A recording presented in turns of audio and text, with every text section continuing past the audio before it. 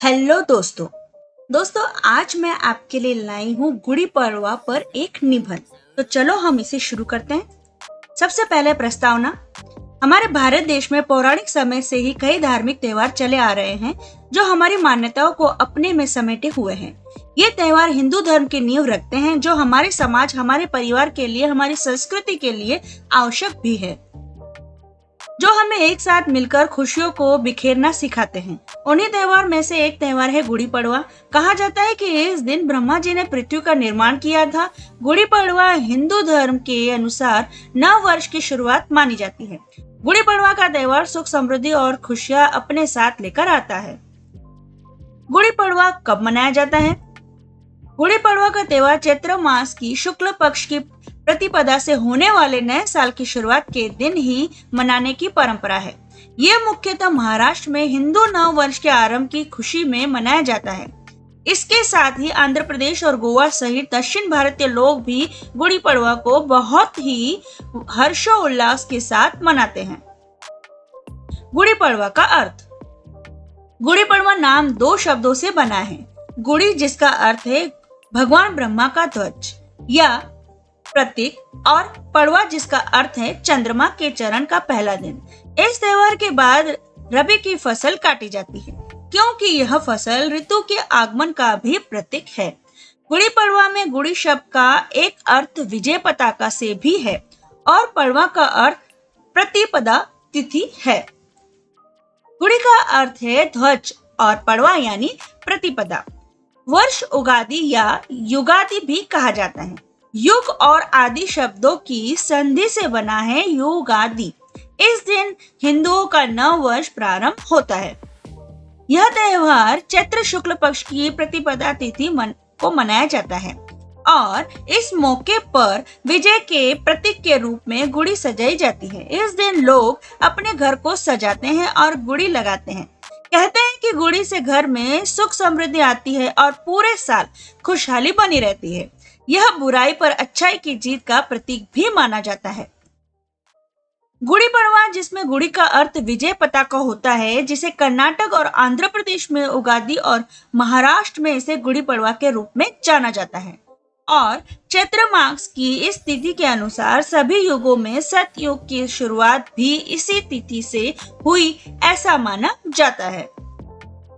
कहा जाता है कि गुड़ी पड़वा के दिन को निश्चित करने से पूर्व प्राचीन भारतीय गणितज्ञ और खगोल शास्त्री भास्कराचार्य ने अपने अनुसंधान के अनुसार सूर्योदय से सूर्यास्त तक दिन, महीने और साल की गणना करते हुए भारतीय पंचांग की रचना की और उसी के अनुसार चैत्र मास की प्रतिपदा गुड़ी पड़वा का दिन होता है।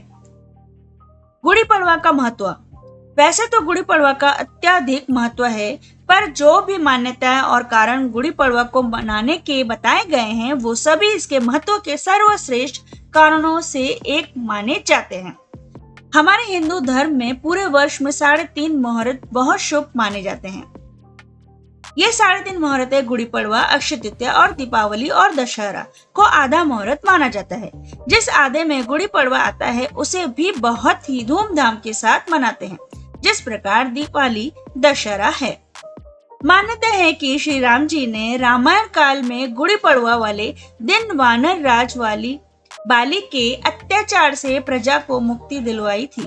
फिर वहां की प्रजा ने अपनी खुशी को जाहिर करने के लिए घरों में विजय पताका फहराया था, जिसे आज भी फहराया जाता है, जिसे गुड़ी पड़वा के नाम से जाना जाता है।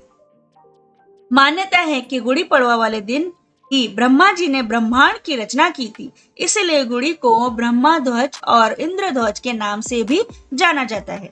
गुड़ी को धर्म ध्वज भी कहते हैं, इसीलिए इसके प्रत्येक हिस्से का अपना एक अलग ही महत्व है।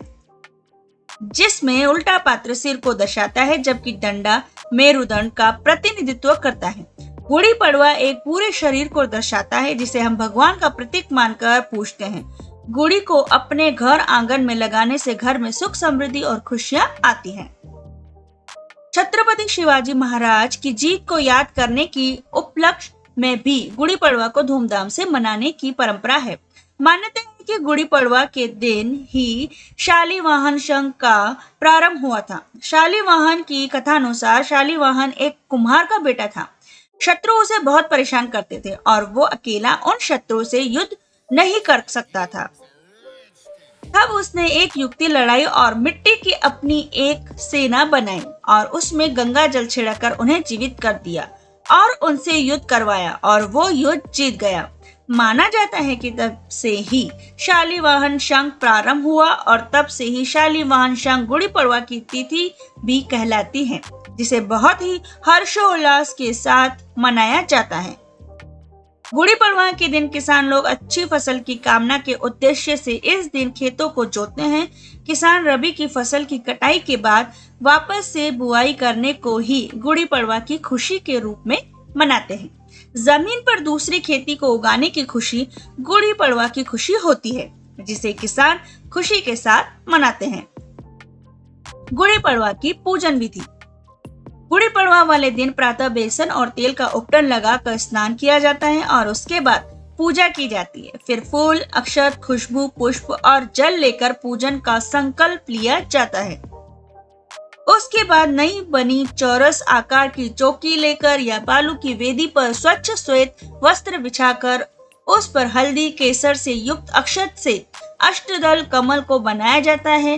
उसके बाद उस पर ब्रह्मा जी की स्वर्ण मूर्ति बनाकर स्थापित की जाती है। फिर इनकी पूजा की जाती है, लेकिन उससे पहले गणेश जी की पूजा की जाती है। ब्रह्मा जी से विघ्नों का नाश और पूरे वर्ष के कल्याण के लिए ब्रह्मा जी से विनम्रता प्रार्थना की जाती है। ब्रह्मा जी से प्रार्थना की जाती है कि वो हमारे विघ्न, दुखों और कष्टों को दूर करें और हमें सुख और समृद्धि प्रदान करें। पूजा करने के बाद अच्छा और सात्विक भोजन पहले ब्राह्मणों को कराया जाता है, उसके बाद ही स्वयं भोजन करते हैं। गुड़ी पड़वा वाले दिन से नए पंचांग का शुभारंभ किया जाता है। इस दिन अपनी स्वच्छता के साथ ही हमारे आसपास का वातावरण और हमारे घर आंगन को भी स्वच्छ और साफ किया जाता है। इस दिन ध्वज, पताका, वंदनवार आदि से घर को और घर के द्वार को सजाया जाता है। नए वस्त्र धारण किए जाते हैं। महाराष्ट्र में गुड़ी पड़वा कैसे मनाते हैं? ये तो हमें पता ही है कि गुड़ी पड़वा वाले दिन की शुरुआत तेल स्नान से करी जाती है। इसके बाद घर के मंदिर में पूजा करी जाती है। फिर नीम के पत्तों का सेवन किया जाता है, वो इसीलिए क्योंकि इससे हमारे मुंह को भी पवित्र और साफ करा जाता है। नीम मुंह के लिए लाभकारी और पुण्यकारी भी माना जाता है। महाराष्ट्र में इस दिन घरों के दरवाजों पर तोरण टांगे जाते हैं। साथ ही घरों के आगे एक गुड़ी यानी झंडा रखा जाता है। एक लोटा लेकर उस पर स्वास्तिक बनाकर उस पर रेशम का लाल कपड़ा लपेटा जाता है और उसे उस झंडे के ऊपर रखते हैं। इसे किसी ऊंचे स्थान या घरों की छत पर भी रखा जाता है। घर को तरह तरह के फूलों से सजाया जाता है। सुंदर से रंगोली बनाई जाती है। इस दिन मराठी महिलाएं 9 गज लंबी नौवारी साड़ी पहनती है और नौवारी साड़ी पहनकर ही पूजा अर्चना करती है। प्रत्येक महाराष्ट्र के घर में एक ही तरह के पकवान बनाने की परंपरा है। इसके साथ ही मंदिरों में जाकर पूजा उपासना करने की परंपरा महाराष्ट्र राज्य और मराठी संस्कृति में विशेष तौर से महत्वपूर्ण है। गुड़ी पड़वा के दिन व्यंजन। गुड़ी पड़वा को महाराष्ट्र में बहुत अधिक धूमधाम के साथ मनाते हैं। इस दिन के व्यंजन स्वादिष्ट तो होते ही हैं, साथ ही स्वास्थ्य के लिए भी लाभप्रद होते हैं।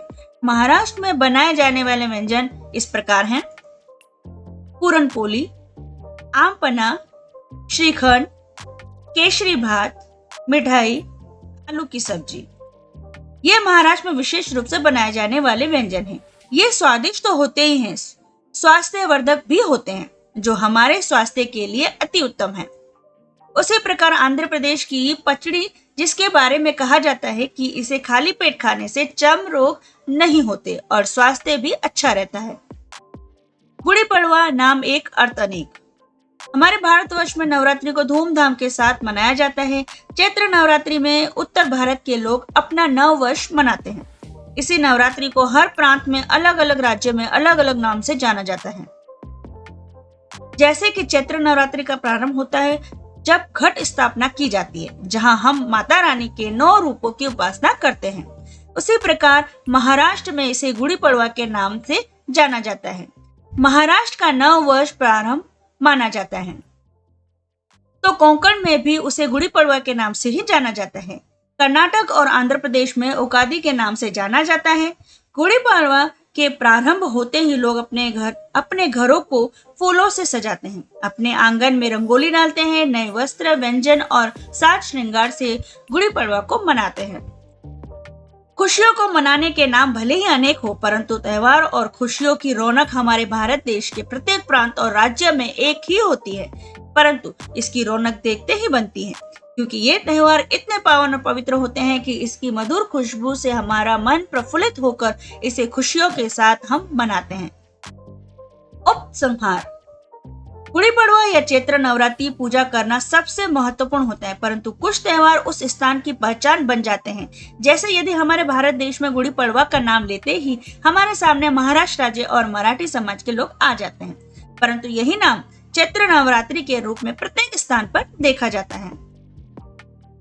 इन त्योहारों को हम हर जात पात और प्रांत को छोड़कर धूमधाम से मनाते हैं। यही तो खासियत है हमारे भारत देश की कि गुड़ी पड़वा हो या चैत्र नवरात्रि या उगादि, खुशियां तो मिलकर और सबके साथ ही है, क्योंकि नाम परिवर्तन से त्योहार की खुशियों में कभी कोई कमी नहीं आती है, क्योंकि असली त्योहार असली आनंद सभी के साथ आता है, अकेले में नहीं। इसीलिए सभी त्योहार अपने परिवार और अपने दोस्तों के साथ मनाएं। और हमारी ये वीडियो आज के लिए इतनी ही, तो फिर से मिलेंगे एक नए वीडियो में। तब तक आप सभी को मेरी तरफ से goodbye and see you.